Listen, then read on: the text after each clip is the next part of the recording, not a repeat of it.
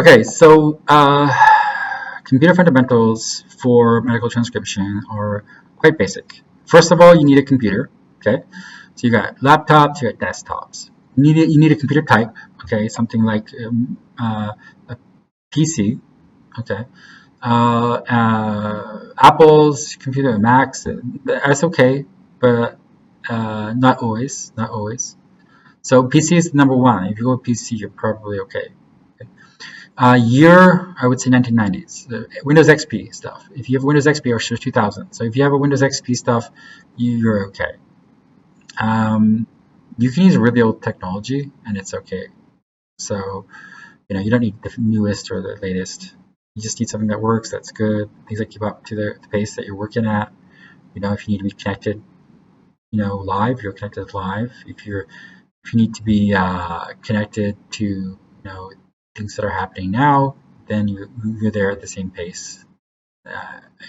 If you don't need like the same pace, like split-second decisions, then which you don't, then you can use older computers. So you should be fine. If you're doing virtual stuff like medical transcription, but it becomes like scribing, and you're really working with doctors now, and you're using the same skills, but you're really working inside the office with the patients online, well, then you can change your perspective to whatever computer is keeping you, doing what you're doing at the pace you're doing it. So, the environments can change. So, okay.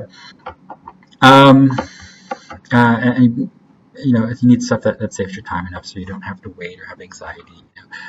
Work gets stressful if you don't have the tools you need. Okay? But again, older computers are fine. That stuff tends to be okay. Because again, I think everyone's really into the old stuff because they don't really require more than the basics. If the industry changes, they'll be like, you need at least the following things. But right now they really just go with basics. Okay, so money and talent is there's a lot of scarcity. You don't need to waste anything. Okay, so if you have other things to do, get oriented to some software. Okay, you're gonna want to look at like Microsoft Word. Okay, so your document expert, you're gonna need a keyboard, right? So you're gonna use your keyboard, and you're gonna think, what am I doing with my keyboard? I'm writing what? Okay, what kind of software am I writing on? You're writing on Microsoft Word, for example. Sometimes that's too much. Okay, sometimes it's too much. So you might be on Notepad. All right. If you're Notepad, it's because the Notepad is like, being used by a company that's what they wanted. They love Notepad. Okay. It's really stupid sometimes. It could actually cost you money. You have to use that kind of thing. So you should be ready. And when you use Notepad, you got to remember you should check your spelling. Just copy and paste it into Word. If you don't like it, use another one. You can use Grammarly, for example, or add-ons or things like that to help you as well. Okay, so okay. Next, really cool things to know about. A lot of these softwares are also online and free. They're not as good when they're free, but they're really decent. If you're a document expert, you would understand why you need the app. However, if you don't, you can definitely use the online version if that's okay for you. That's fine, and you don't need to save the money, and you don't need to spend the money, then you can. And if you don't need to, if you want to save money, it would be something like not spending too much on software. You're not used to it anyway. Again, if you're going to work on some more complex documents, there's no replaceable alternative to Microsoft Word. I mean, it doesn't have a substitute. Substitutes are just like, knockoff Chinese products or something like that, which do good jobs, but you're not replacing Bill Gates anytime. Okay, so there's also, again, online versions of Microsoft, Google, things like that. Different platforms will have them. Cool. If Grammarly improves one day, it'll be an amazing thing. A lot of writers already love Grammarly. A lot of documentation experts love Grammarly. I'm not too fond of it. It gets in the way a little bit. It'll interfere with your native style. If you have a native English style that's global in any way, it'll interfere with it. But it'll get the job done, essentially. Okay, so all right. I think that's good enough for computer fundamentals. I'm going to skip some of this to go to some other parts, keyboarding. So keyboarding, you're going to need to think about a few things about keyboarding. So there's shortcuts and things to learn about a keyboard. What is a keyboard, and how to take care of it and things like that. Cleaning it every day or making sure that it's free of debris and ready for use. Your keyboard is how good you are. So if you have a bad keyboard, it's going to slow you down, and you're going to have to overcompensate and stuff like that, and it's stress. Like a lot of errors that are being fixed are just because we're fixing mistakes in technology. Okay? So you want to get past those mistakes, so you get with the groups that are like, okay, we know not to make those mistakes, so we're doing okay. Also, typing every day, practice typing, find a good, typing.com, find something to practice typing, common English. You can find different medical typing programs. They're not too amazing, but, your best bet would be just use generic or basic typing programs. So generic, is where I would probably say more like general typing programs. Just like practice typing speed, letters and characters and numbers and symbols and things like that. You can probably keep it pretty simple most of the time, but it's good to be able to reach those keys. It just makes your life easier all the time. A lot of issues are just, how comfortable can you be while at work, not worried about stuff? Well, know how to type, know how to use a keyboard. Next is grammar and style. Okay, grammar and style. I've been in language and documentation a long time. You'd have to study linguistics to get the grammar right. And linguistics experts are like, no, don't worry about it. It's just grammar. And grammar is going to get you down the wrong hole a lot, because you need to automate your grammar processes. So you're not with Grammarly. You need to automate your grammar processes with electronic files and organization, where you know that your accuracy is high. Okay, and you are going to get a 98.5+% average on any document you're writing, because you're replacing, you know how to use your dictionary. Your dictionary is automated. You're not looking at it. If you have an issue, it'll turn red. Okay. And work really fast without worrying about errors. If you're using British English, use British dictionary. Use it in your email, use it in your software, use it wherever you're going to write British. And you got to do it every time. You got to make sure it's organized where you need. Same with American. You use American English, then you use American English, or Canadian English. It's not that different. Yeah. The question is, do you understand each other? Can you write those words? Do you know what that means? For me, it wasn't more complicated than I was already international and traveled a lot, so it was the same thing to me. Okay, so there isn't a natural way to do that. Eventually, you got to separate it into dictionary piles and be like, okay, they mean that, they mean that. I don't care what I meant. I'm just separating it what they meant, and that's really easy. I talk the way I talk, and then I'll just organize this language what they meant, and then that's really easy because I know what kind of dictionary for what kind of job. Okay. All right. So other things you could do is be careful again with Grammarly and stuff, but they're really good. Again, documentation experts love Grammarly. I wasn't that fond of the language structures that Grammarly prefers, but if you like it, then that's okay. So grammar and style. Style is going to be a really important concept in writing and documentation. Okay, there's no shortcut to it, but here's what's really up with style. You need to learn it every time. Okay, so don't get too stuck on it.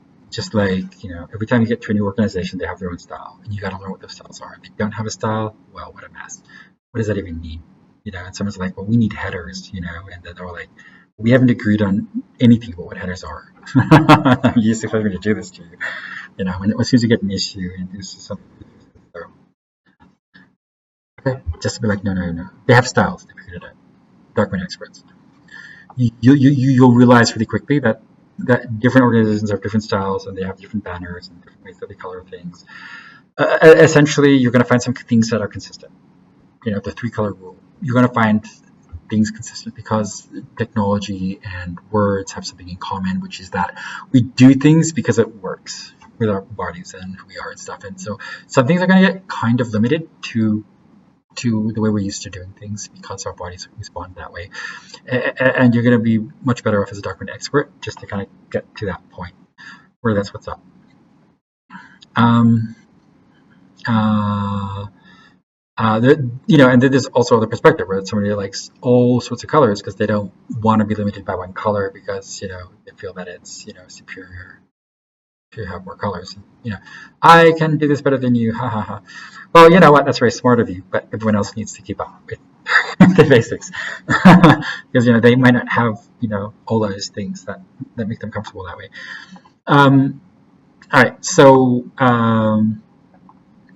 Grammar, again, is like style. Grammar is going to be particular to language type, whether you're in English from, again, Britain, Commonwealth, like Australia, or whether you're in Canadian style, like, English, American English, okay? And then you're going to need to use language structures that are relevant to your language style, okay? So, where you're from and how you talk and how the doctor talks, and you're not really changing their content. You're staying as close as you can to the content, not really changing their syntax. You're trying to stay close to the syntax. But if you're writing things for them, then you can, clarify, improve on it, or say like, you have a problem with your writing, doctor. That's really rare because, they're really good writers. Also, learn some of the obvious points. Doctors are good writers. They're good speakers. They're very eloquent. You'll feel very proud, I think, writing their words. Okay, so grammar. What else is it to know about grammar? You need to automate your grammar because you want 90.5% average, right? So if you automate it, then, as I said before, you can bring up the level of quality. So, every time I do this, I'll get 0% accuracy. It's awful. Okay, how did you do that? Everything's wrong. You're running it through some sort of crypto like encryption technology. You want 0% average, which will get you fired. Use encryption technology. Okay, so you could be like, okay, so I don't want a 0%. I won't use the encryption technology, which will scramble everything for the reader. Don't scramble things for the reader. That's okay. That's not what you're doing as a document expert. Okay, so now all of a sudden you magically can't get below 10% accuracy rating or something like that. And so in this magical supposing world, and you wonder, is this about medical context? And it's like, is it only about medical context? It's like, well, yes, mostly it is, but the patient might be telling you a story, might tell the doctor a story, if you're in the room, virtual scribing or something, about things that are relevant to the patient. And therefore we need to know what those things are. So there might be a certain amount of normal context where we're trying to figure out, okay, so like here's things that are normal and here are things that are medical normal, and then we figure out what did these things have to do with the condition or what's happening, or not at all, right? So okay, so you can be aware of multiple contexts. So okay, so how do you get ready for your process? So as you're processing the document, you're aware that what you're doing is relevant. Okay, so you might use relevancy, okay, to pull up your mark right away. So just be like be in key with what's happening. And if it's not in key, send it to somebody else. Be like, that's this way off or something. What is this? Or you know what to do. Okay, so so basic practice like that, like just expect that what you're doing is relevant. Okay, so use spell check. Okay, use spell check. So you install your dictionaries next. And now your average goes way up. Why? Because you install your dictionaries, your errors, you're writing the document. And your errors are because you have extra spaces, you mixed it up, you're just, typing and, you're typing mumbo jumbo trash. No, it has to be words, right? So what happens is, you're rewriting, so 35-year-old Caucasian male, who presented complaint of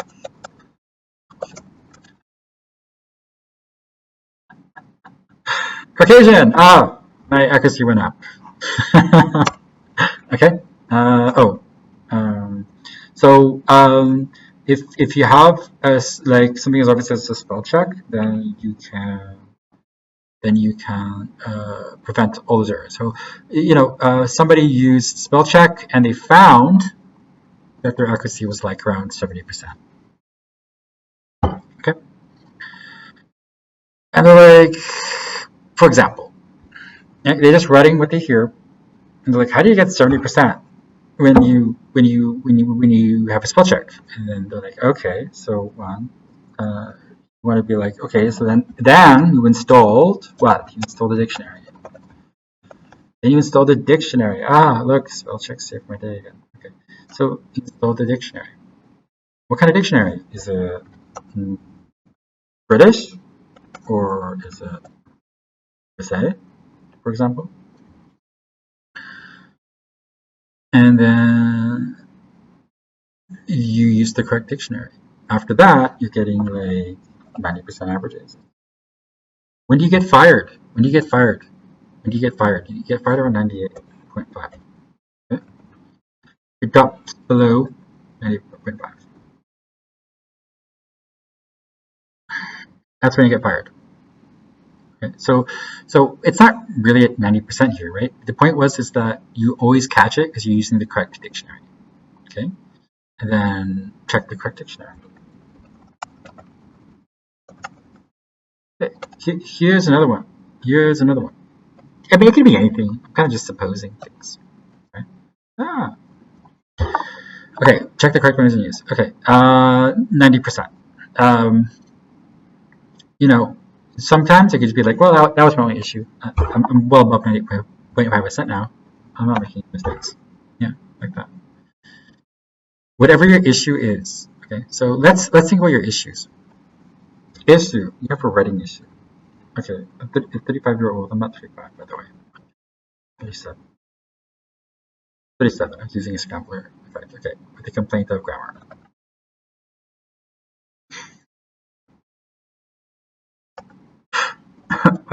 Grammarly. Okay, so that's like Grammarly. Okay, but anyway, issues. Let's look at some issues. Let's look at some issues. Okay, issues would be spell check. Spell checker. What's another issue?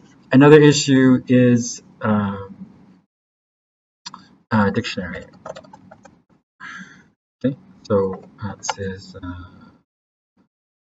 digital tools. Learn how to install them, right? Computer use. Keyboarding. Typing speed. Okay, so trade-offs. Trade-offs between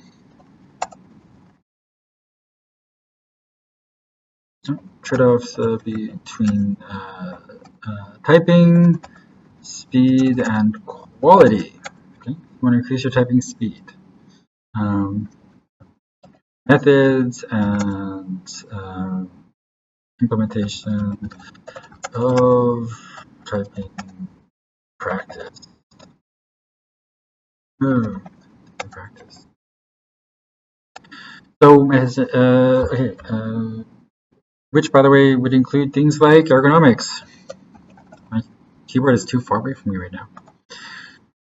Or how to clean keyboards, right? Computers should have really good keys, or over the long term, you start missing right keys because it's not working right. Okay. You're developing a relationship like a symbiosis. You're symbiotic with your keyboard. Well, if you have a bad relationship with your keyboard, then you're not going to believe it. You need to believe the keyboard. So you're going to look at things like ergonomics. Okay, so let's look at some of these different concepts. Text expanders. They do cover this, but not all at the same time, right? Text expander. What are text expanders? Well, I'll show that to you. I'll do another one on text expanders for you. Okay. But basically, what you need is to find ways that you're typing really conveniently. Okay. So I hope that helps. But anyway, text expanders are going to be a really cool part of your future. So I'm going to give you a video on that. All right. Take care, and I hope you have a good one.